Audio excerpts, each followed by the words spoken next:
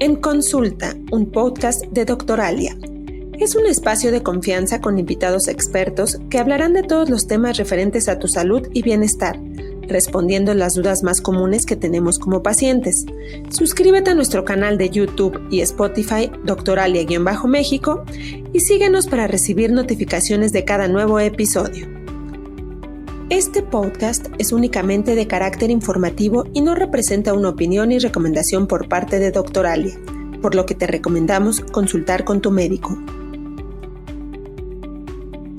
Bienvenidos a este tercer capítulo, Conciencia del Autismo. Mi nombre es Melissa Jauregui y en conjunto con Héctor Maceda, quien colabora conmigo en Doctoralia, seremos sus anfitriones en el día de hoy. En este episodio estaremos hablando sobre el autismo, aprovechando que el 2 de abril se conmemoró el Día Mundial del Autismo y es poco lo que se sabe de esta condición. Por eso hoy queremos hablar de ella para tener una mejor comprensión de sus características, de las necesidades y para tener una mayor integración de las personas que lo viven. Bienvenido, Héctor. Gracias, Melissa, por la bienvenida. Y como dato importante, se considera que la incidencia de autismo a nivel mundial es de 3 a 6 niños o niñas de cada 1000.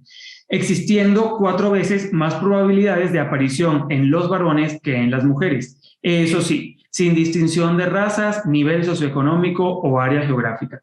Si hablamos de México, en el 2016, según la Secretaría de Salud del Estado de México, se hizo el primer estudio de prevalencia del autismo y los resultados arrojaron que al menos 1 de cada 115 niños tendría esta condición. Es decir, el 1% de todos los niños de México, que alrededor son 400,000 en esa época, tienen autismo, siendo un número muy importante y que no se debe dejar de lado.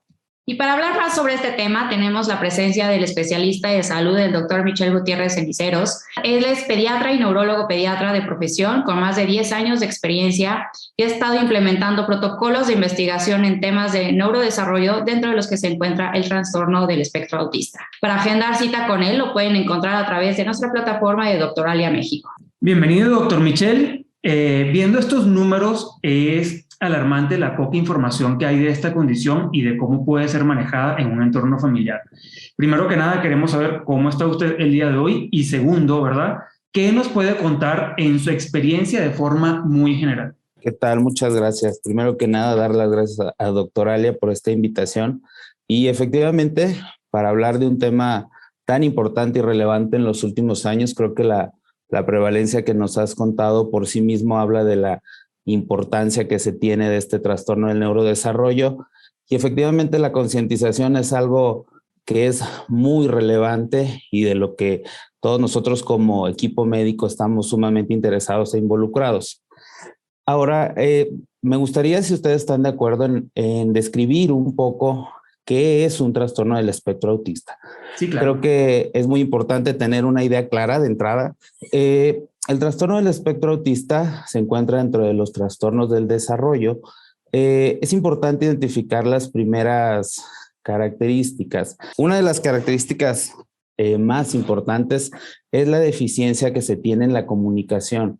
Muchas veces se tiene la idea que la comunicación es únicamente verbal, sin embargo, estos pequeñitos inician a partir de los 18 meses, los 2 años, con deficiencias muchas veces en la comunicación no verbal, es decir, son niños que pierden el contacto visual, el interés por compartir sus gustos incluso con los padres, y otro es el patrón repetitivo y restrictivo de la conducta, del comportamiento. Son niños que son ciertamente inflexibles para cambiar de actividades, tienen intereses muy peculiares y aquí lo importante no es tanto este interés, sino las respuestas que tienen cuando tratamos de introducirlos en otros escenarios fuera de su interés. Otra situación importante, creo yo, es definir la edad. Generalmente hay un tabú respecto al tiempo correcto en el que podemos diagnosticarlo o no. Sin embargo, hoy todos los lineamientos de la evidencia científica muestran que el diagnóstico generalmente debe de estar antes de los 3 años. Como para poder tomar acciones a partir de esa que impacten realmente al cambio de comportamiento. Sí, efectivamente. De hecho, un tema yo creo que es En ocasiones llegan tarde a la consulta o en ocasiones yo creo que se tienen muchas dudas respecto a los tiempos, ¿no? Muchas veces podemos inferir que cada niño es diferente y que eventualmente los retrasos que podríamos observar en estos pequeños podrían esperar, pero efectivamente por eso la concientización, aparte de informar qué es hablar de los tiempos adecuados, justamente para que reciban un tratamiento lo más oportuno posible. Y doctor, ¿es posible saber si alguien tendrá esta condición antes de nacer o solo se puede saber después? Sí, esta es una muy buena pregunta y que generalmente la recibimos cuando hay un hermanito de un pequeño ya diagnosticado. Bueno, dando una respuesta muy concreta, se sabe que no, de hecho, in útero no hay un diagnóstico prematuro que pudiéramos hacer. La realidad es que la sintomatología, al aparecer alrededor de los 18 meses, hasta el día de hoy no tenemos un marcador previo a esto que pudiera orientarnos a un diagnóstico anticipado. Y con respecto a esto, por ejemplo, que nos menciona de los diagnósticos, ¿verdad? Para poder identificar si hay o no hay algún tipo de conducta con respecto a esto, nos gustaría saber, y es una pregunta que siempre nos gusta hacer a todos los especialistas, ¿cuándo debemos ir con un neurólogo pediatra? ¿Ok? En estos casos. Y si es necesario hacerlo específicamente con un especialista en neurología o un pediatra sin ser neurólogo también podría dar algún tipo de seguimiento. Claro, esta es una súper pregunta, porque yo creo que del hacernos esta pregunta es de donde surge todo el camino que los lleva a una atención oportuna. ¿En qué momento podemos sospecharlo? ¿Cuándo es el tiempo correcto? La realidad es que hasta hace unos años la idea que se tenía es que era a partir de los 3 años. De hecho, parte de lo que nos enfrentamos en el día a día es esta idea de que no podemos hacer una consideración de este diagnóstico si el niño es menor a la edad que les acabo de comentar. Ahora, hoy se sabe que en cuanto empieza a haber algún síntoma que sugiera una falla en el lenguaje particularmente y en la conducta social, es momento de que nos empecemos a preguntar, ¿qué quiere decir? Si habláramos de los síntomas más frecuentes y tempranos que en general se encuentran, es aquel niño que ha logrado habilidades del lenguaje y eventualmente va perdiéndolas. De hecho, es muy común que nos digan, es que mi pequeño tenía un volumen de palabras y al día de hoy ya no dice nada. Yo creo que ese es uno de los indicadores principales. La segunda es esta pérdida de interés por compartir intereses y algo que nosotros denominamos intención comunicativa. ¿Qué quiere decir? Como ustedes saben, muchos de ustedes tienen hijos, nuestros pequeños no necesariamente tienen que hablar para buscarnos e intentar decirnos algo. Algo muy común en ellos es que pierden esta capacidad e interés. ¿Qué les trato de decir? Que estos, al ser los principales marcadores, no importa el momento en el que lo observen. Si ustedes observan esto a los 8 meses, a los 6 meses, inclusive hay marcadores tan tempranos descritos por algunos expertos que incluso desde el momento de la lactancia, y nosotros lo hemos visto en los interrogatorios en retrospectiva que las mamás te comentan, es que lo estaba lactando y no me volteaba a ver. En que es uno de los periodos como más de conecte, más íntimos entre madre e hijo desde ahí. Y de hecho es muchas mamás las que llegan generalmente antes del año, es mucho por esto, no me volteé a ver ni cuando estamos en periodo de lactancia. Entonces creo que este es uno de los indicadores principales, ¿no? Pero el especialista con el que primero tiene contacto una mamá constante es con el pediatra, ¿no? El pediatra Exacto. Podría direccionar y detectar este tipo de comportamientos y decirle a los papás, me parece que tienes que acercarte a un pediatra neurólogo. Sin duda. De hecho, yo creo que en estos escenarios el primero que se entera es el pediatra. E incluso si alguna mami que nos está escuchando tiene dudas, tiene que hacerlo con su pediatra.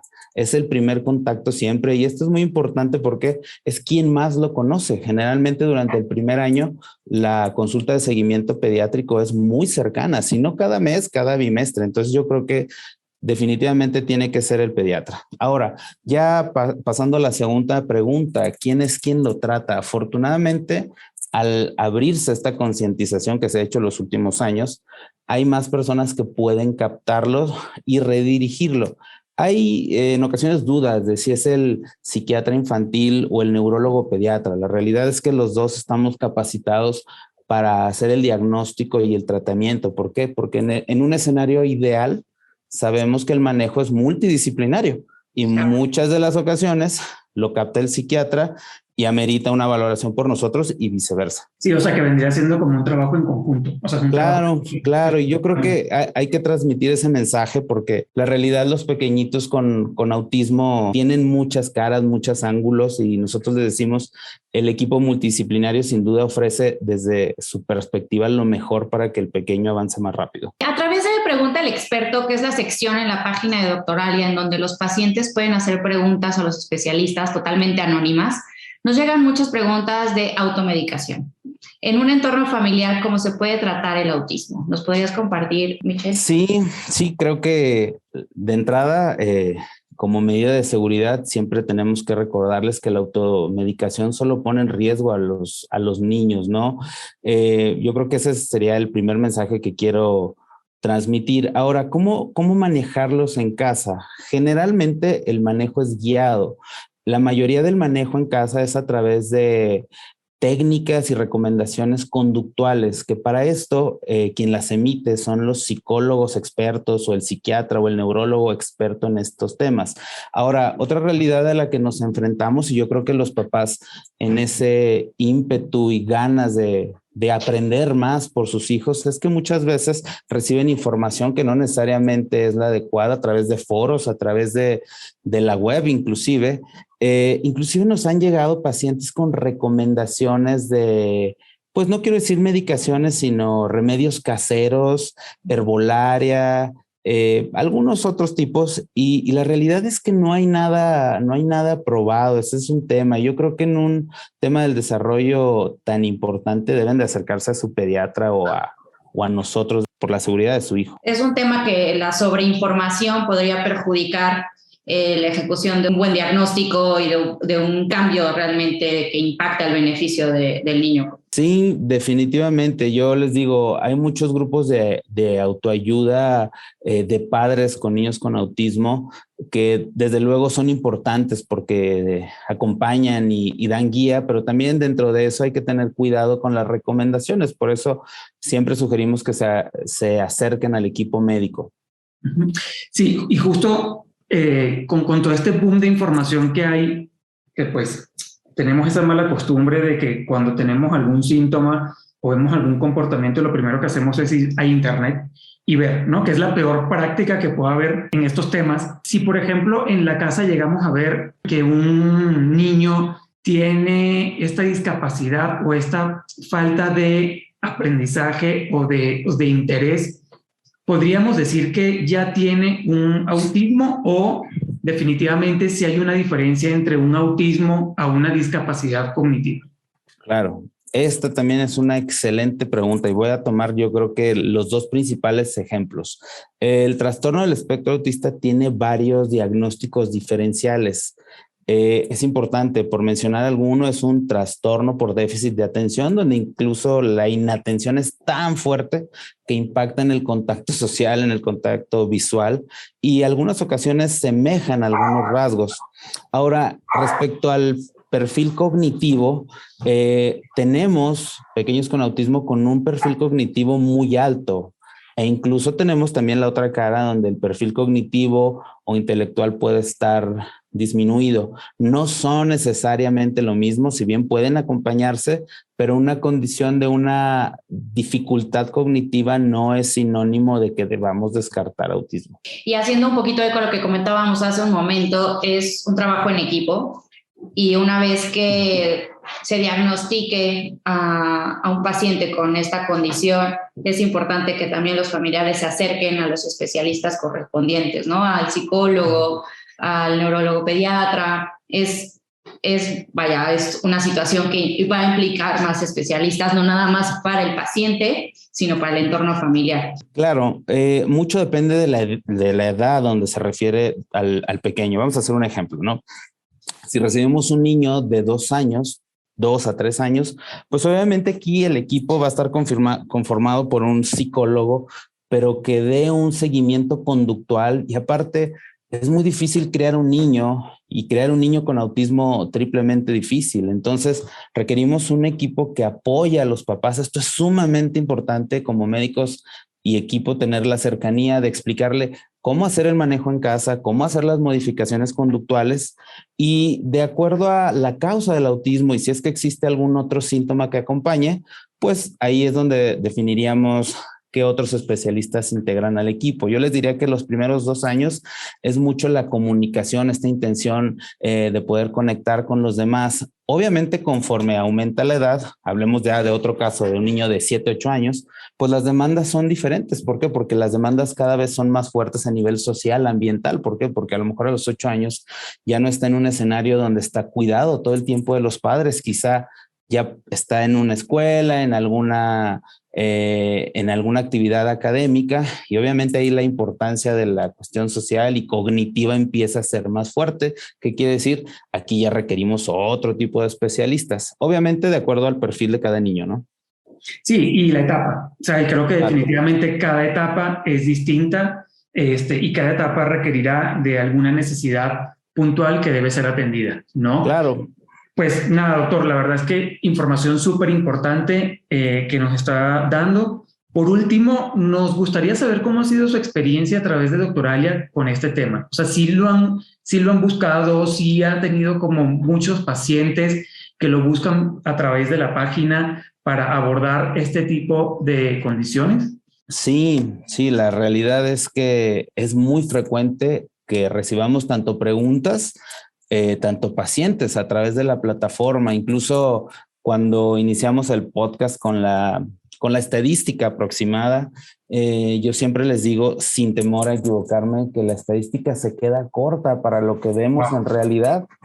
Yo podría decirles que un 15 a 20% de mi consulta, sin duda alguna, es en relación a pacientes con trastorno del espectro autista. Entonces es algo muy frecuente. Muchas gracias, doctor Michel, por tu tiempo. Y antes de despedirnos, te dejamos el foro abierto para que puedas compartir un mensaje final con la audiencia que nos escucha y también compartirnos tus redes sociales y en dónde te pueden encontrar todos nuestros radioescuchas. Bueno, primero que nada, compartirles como papás, si tienen alguna duda, si observan alguno de los síntomas que hemos platicado, que sientan la confianza de que hay especialistas que pueden sin duda ayudarles y decirles que el tiempo es muy valioso para la intervención de sus hijos, lo cual, si ustedes ven, los invitamos a que se acerquen al equipo médico.